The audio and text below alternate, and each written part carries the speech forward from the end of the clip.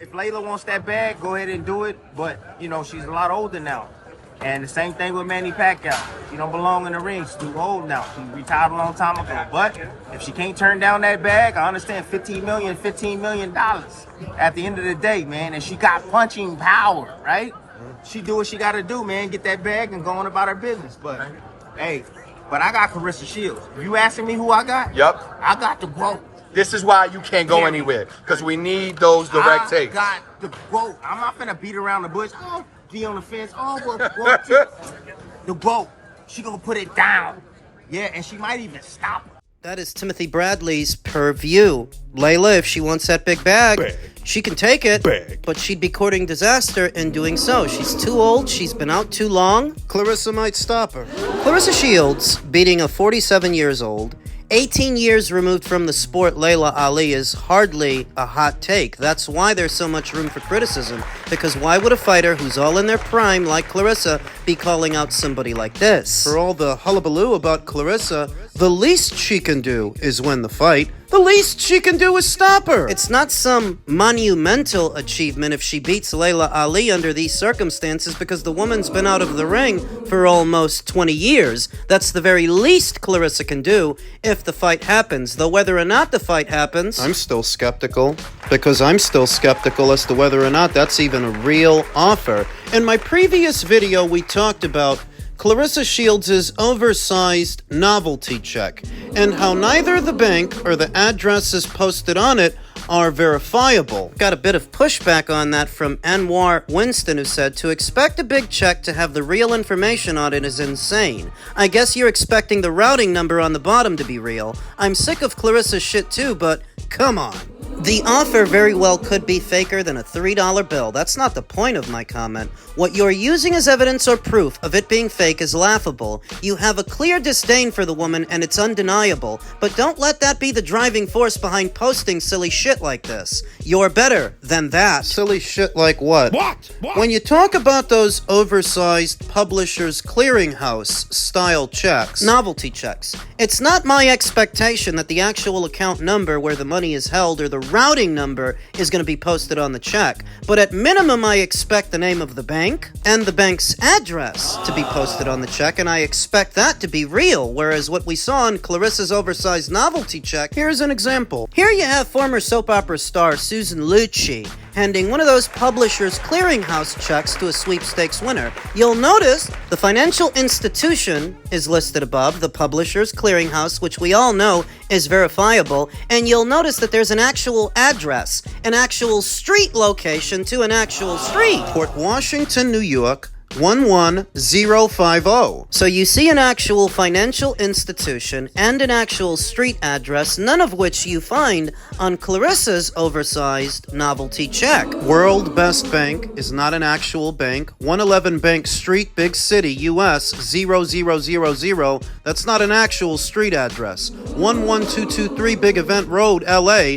That's not an actual street address either. So if the intention here was to display this oversized novelty check as proof of an offer, it's proof of the opposite. Why put on display a novelty check that isn't even from a real bank, doesn't have a real address? What would the point of that be? Do you understand? For optics. You're gonna say that it's for optics. Optics of what? A bank that doesn't exist for money that likely doesn't exist? And in a very general sense, is this what's customary in boxing when one fighter makes an offer to another? We get out an oversized publisher's clearinghouse check. Oh, this is how they do things in boxing? No, it isn't. And many of you already know it isn't. While you give Clarissa the benefit of the doubt skirting around the financials, that if you're giving Laila Ali $15 million, well, what are you gonna give Clarissa? And what are you gonna give the undercard fighters? And who's supposed to shoot this? The production team. What are you gonna pay them? What platform is gonna carry it? You're telling me that it went completely over your head that this would put the value of Shields versus Ali in the neighborhood of anywhere in between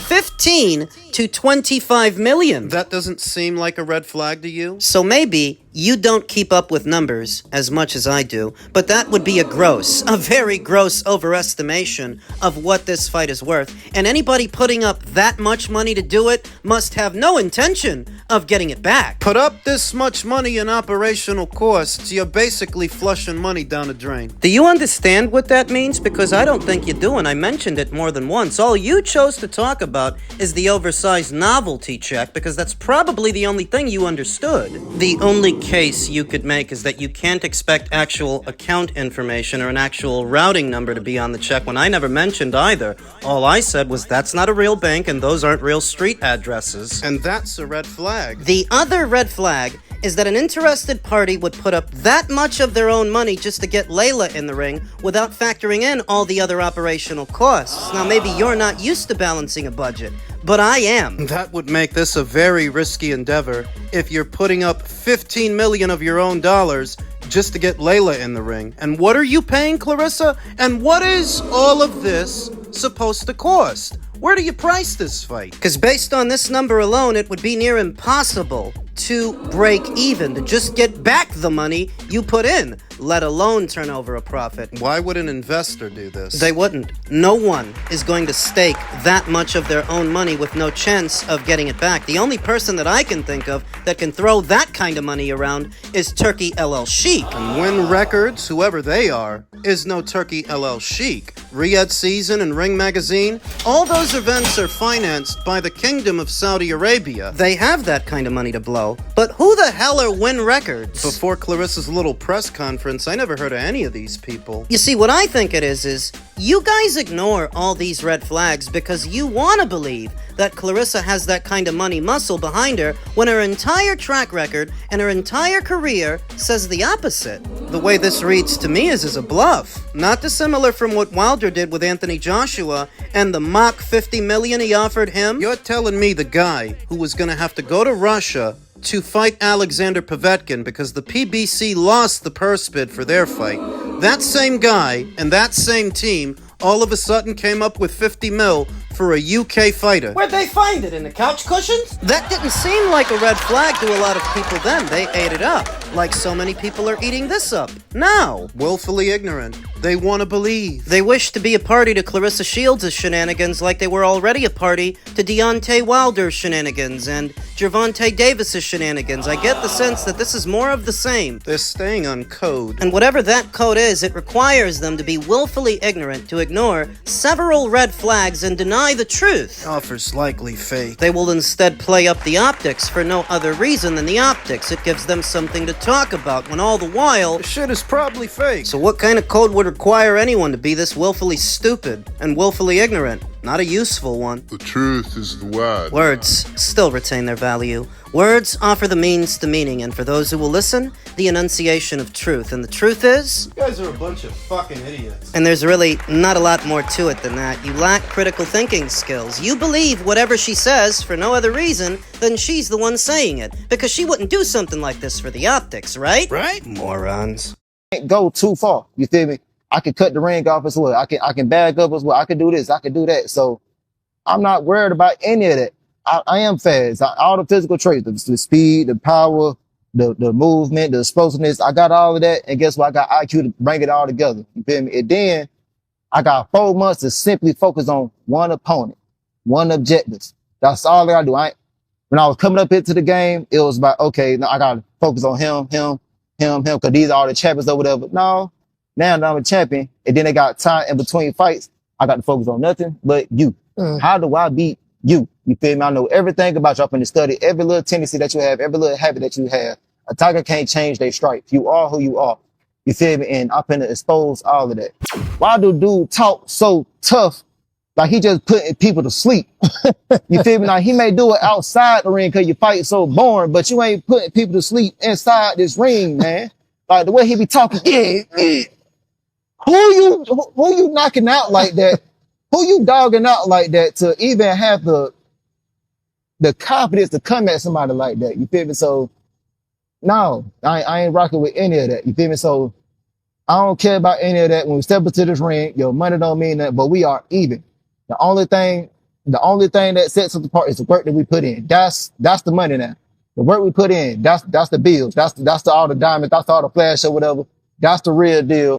I've highlighted that myself here on the channel on more than one occasion. The sit-down interview with WBO welterweight champion Brian Norman was conducted by Coach Malachi, friend to the channel. Doing a fantastic job. And what Brian Norman brought up, I've brought up myself many times here on the channel, that Devin Haney's persona outside of the ring doesn't seem to match his fighting style inside of it, because you're going to try to jump down this guy's throat, you're going to get in his face, so that when the bell rings, you're going to get on ice skates, and you're going to play keep away all night, because that's the only way you can offset his power. So stop trying to be a tough guy. Little over a week ago, we saw the melee between the two teams. We saw Devin Haney try to get in Brian Norman's face, and it's an oxymoron, because when it's actually time to fight, you're gonna do the opposite. How do I know? Well, I just saw you do that with Jose Ramirez. You were playing freeze tag with him all night. So am I supposed to believe you're now gonna trade punches in the pocket with Brian? Yeah, right. The tough guy routine from Devin Haney outside of the ring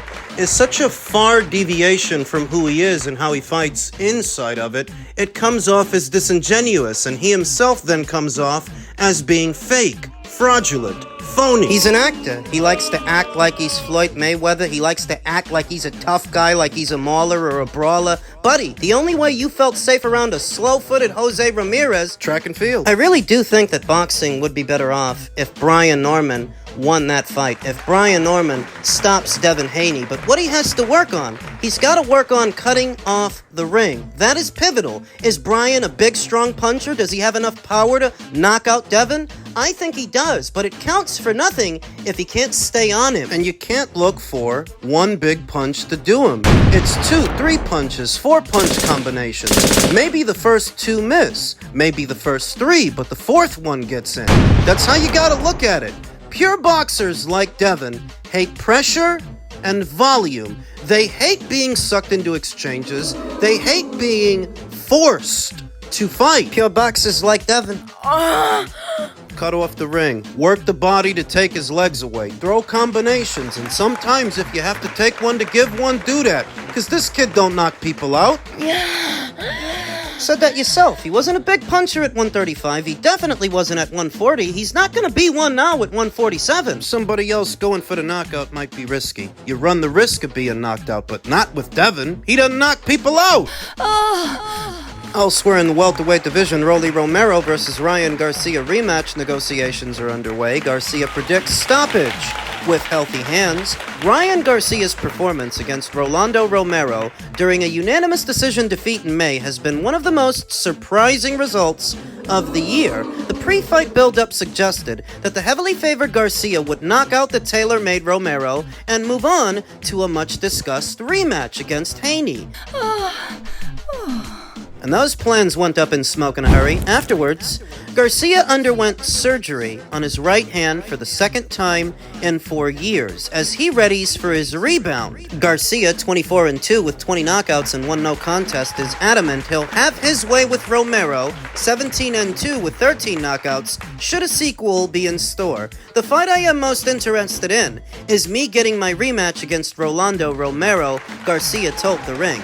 Garcia and Romero's camps have already kicked off negotiations and are in advanced talks for a rematch to take place as early as December. The Ring has learned, according to a source with direct knowledge of discussions, that just wasn't me that night, Garcia said. I had hand problems on both of my hands coming off a 1-year layoff in a weird training camp, training just 4 weeks with Derek James and fighting in front of a small crowd. I had a severely swollen knuckle on my left hand going in. 2 weeks before the fight. Anything I did flared it up. I was basically fighting with no hands, and that's why you saw me barely throw any punches. It was the first time that's ever happened in any of my fights. It was hard for me to accept. During the fight, I cried afterwards, not because I lost, but because I was defenseless. It sucks when you're a competitor, and I was actually shocked Rolly was not attacking me. It was a weird night and just a mess all the way through. With Ryan, there's always something, isn't it? Shameless before the eyes of his critics. There's always something. There's always an excuse. Outside of Romero's second-round knockdown,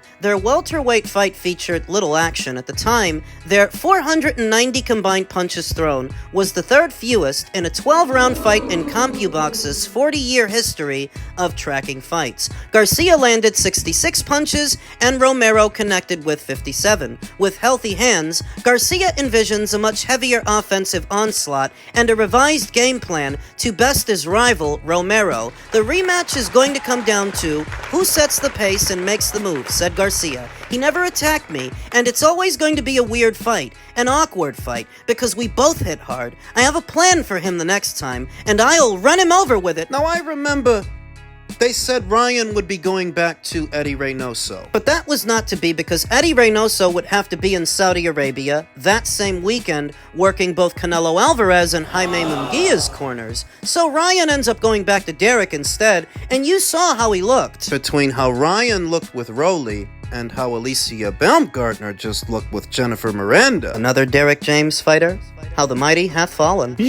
He doesn't like fighting on the inside. You saw what happened to him against Isaac Cruz. A healthy version of me knocks out Rolly. It's simple. Garcia also emphasized that he is remaining optimistic in recent months after seeing the rematch against Haney fall by the wayside. In addition to a fight against Romero, Garcia is also open to fights against Teofimo Lopez and Manny Pacquiao. Sometimes you need the wake-up call, Garcia said. It's no secret that I have already battled through so many challenges that most of these fighters wouldn't be able to last. I see the noise and the people bringing me down, but I will be back, and I am going to be so happy to prove everyone wrong. That's what champions are made of, except that Ryan's never been a champion. An actual champion, a bona fide champion, at 135, at 140, now at 147. Well, he will be if he knocks out Rolly. Remember, Rolly's WBA champion now. So if all of this works out exactly how Ryan wants it to work out, at minimum, that ties him with Rolly. Be 1-1 with each other.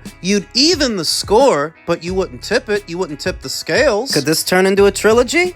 I wouldn't rule it out. And in the background of all of this, Ryan says that he wasn't himself that night. Not without his Osterin. I noticed it almost immediately. Ahead of the Devin Haney fight, he was erratic, he was hostile, whereas he was a lot more reserved with Rolly Romero. Once he got popped and he was under the hot lights. So he was a lot more relaxed, a lot more calm. I wonder who's going to be at the helm of promotion for this show. Because if it is Golden Boy, and it might be... They're a lot more laxed when it comes to anti-doping testing, aren't they? If they're at the helm of the promotion, they could allow Ryan to take his secret sauce, his special sauce, so he can finish the job with Rolly he should have finished already.